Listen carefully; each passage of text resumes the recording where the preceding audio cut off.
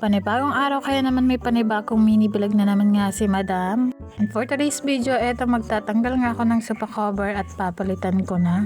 Madumi na rin kasi itong sofa cover ko kaya naman magpapalit na nga ako. Every 2 weeks nga ako nagpapalit ng sofa cover. Meron nga akong 3 sofa cover na pinagsasalit-salitan dito sa mga sofa ko. Pinilit ko talaga makabili ng mga sofa cover dahil dito nga sa amin ay napakaraming bata na madalas nga tumatambay dito sa amin kaya naman hindi maiiwasan na marumihan nga itong mga sopa. Anyway, tinali ko na nga muna itong kortina namin dahil sobrang mahangin nga dito sa amin ngayon at nakakasagabal nga habang naglilinis nga ako. Ito nga sopa namin ay napakadali lang naman hanapan ng mga cover niya dahil napakarami nito sa online. Hindi na nga rin ako nahirapan kuhanan ng size ito dahil ganito na nga rin yung mga nauusong mga sopa ngayon. Nagwalis na nga muna ako dahil babacuumin ko nga itong mga sopa. Medyo marami nga rin itong pintuan namin dahil hindi ko nga naigiwan nung nakaraang nag-agyo nga ako. Para naman nga bago ako mag-vacuum, wala na ngang mga magliliparan na alikabok dito sa mga na-vacuum kong sopa. Isa nga rin itong vacuum sa mga pinilit kong pundarin para nga pag naglilinis ako ng sopa mapadali na nga lang. Alam niyo naman, sobrang hirap talagang linisin ng mga sopa kapag ka nga mano-mano. Pinagtataob ko nga ulit itong mga sopa dahil gusto ko nga malinisan nga rin itong ilalim. Nakailan nga lang ay nilinis ko ngayon ay napakarumi na naman dito. Ilang araw nga lang ay meron na naman ngang mga naipong mga kalat-kalat dito sa ilalim ng sopa.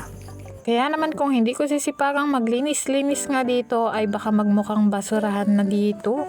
Dahil alam niyo naman may mga bata nga hindi naman maiiwasang magkalat. Mahaba-habang pasensya na nga lang din ang kailangan, alam niyo naman pag bata. Napansin ko rin na sobrang alikabok na nga nitong divider namin kaya naman ayan pupunasan ko na nga rin dito. Siyempre pinagtatanggal ko na nga muna isa-isa yung mga nakalagay dito para malinisan ko ng maigi dito. Hindi naman nga maiiwasang mag-alikabok nga dito sa amin dahil sobrang open pa nga tong bahay namin. Bali dito sa amin, tabing iskinita nga lang kaya naman hindi naman din maiiwasang mag-alikabok. Wala naman ako magagawa, imbis na magreklamo ako ay sisipagan ko na nga lang magpunas-punas dito. Totoo ba yan madam? Masipag ka? Wala rin naman ako karapatang magreklamo dahil nakikipudar nga lang rin ako dito sa side ng mister ko. Kaya naman kailangan nga ay mahaba-haba ding pasensya at kailangan nga matuto ding makisama. Hoy, parang nagiging seryoso ng usapan. Change topic na nga, baka saan pa mapunta. Anyway mga madam, i-check ako sa inyo kapag nga naglilinis ako nito mga divider para makintab ay nilalagyan ko nga ng floor wax. Iwas nga din to sa mga anay at bukbok. Dati kasi nung plywood pa nga lang din itong dingding ng bahay namin nung hindi pa namin na ipapaayos ay tinirahan nga ng anay. Meron nga nakapagturo sa akin na floor wax nga daw ang gawin kong pampahid sa mga dingding para nga daw hindi tirahan ng anay. Pati nga rin itong divider namin ay hindi nga rin pinatawad ng anay. Pero nung lagi ko na nga itong pinupunasan ay nagsialis na nga rin sila at hindi na nga rin bumalik. Maichika ko nga rin sa inyo, oo dati, plywood pa nga lang din itong bahay namin. Pero nung napagplanuhan nga naming maiging mag-asawa na ipaayos itong bahay namin nagpaayos nga kami at pinasemento na nga namin. Hay nako, pagpasensyaan nyo na nga lang aking voice over dahil meron na naman ngang asong tumatahol din Alam nyo naman hindi pa nga ganong ayos tong bahay namin kaya naman dinig na dinig nga yung mga ingay sa labas. Hindi naman yun importante basta ba naiintindihan nyo nga yung pinagsasabi nga ni madam dito sa vlog niya. Wala pa kasi kaming maraming pera kaya naman hindi pa nga namin maipaayos tong bahay namin ng kaura-urada. Kaya naman konting tiyaga-tiyaga muna si madam sa ngayon. Alam nyo ba, dyan din minsan ako nahihirapan sa pag-voice over kasi nga kung minsan nakukuha ko na yung tamang record tapos biglang may mag-iingay nga sa labas. Kaya naman nga nakakailang take nga ako ng record kapag ka nga ganun. Isa nga rin sa minamanifest ko na kahit yung isang kwarto nga lang ay maipakulob nga namin. Para naman nga kapag ka nga nagbo-voice over ako kagaya nga neto hindi na gano'ng maririnig yung mga ingay. Change topic na ulit tayo. Natapos na nga ni madam punasan tong divider. Kaya naman sineset up ko na nga itong vacuum para ma-vacuum ko na nga itong mga sopa. Salamat ko dito sa bako dahil napapadali nga niya yung aking paglilinis dito sa mga sopa. Alam niyo ba na inutang ko nga lang rin yan sa Orange app? Oo, pwedeng-pwede na mangutang nga si Madam sa Orange app. Marami-rami na nga rin akong mga naipong appliances dahil nga lang din sa kakautang ko nga kay Orange app. Kaya naman kung gusto nyo ring malaman kung paano yon ay tuturuan ko na nga lang kayo. Huy, ito talaga si Madam, napakaraming nalalaman, tuturuan pang mangutang yung mga viewers niya. Huwag kang ganun Madam, mali yun. Pero kung gusto nyo rin namang matuto, napakadali lang naman nun. Pipill up lang naman kayo at kailangan nga meron kayong valid ID para nga masubmit nyo at matanggap nga yung application nyo.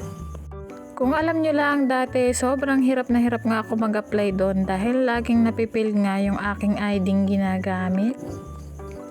Pero nung dumating na nga yung aking PhilSys ID ay tinry ko ang gamitin yun at yun nag-approve naman. Madali lang naman yung mga pipil-upan doon basta ang importante ay may purpose of income ka nga. Parang kagaya lang rin sa mga nagpapahulugan kagaya ng home credit, ganun lang din yung mga pipil-upan mong application. Anyway, balik na nga tayo dito sa may topic. Eto, kinakabit na nga ni Madam itong sofa cover niya.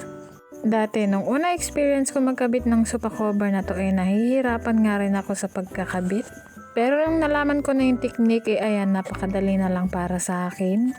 Basta yung tag nga niya ay laging nasa likod at doon makukuha mo yung tamang technique. Kaya naman kung meron din kayong sopa at gusto nyo ring bilhan nito madali lang naman.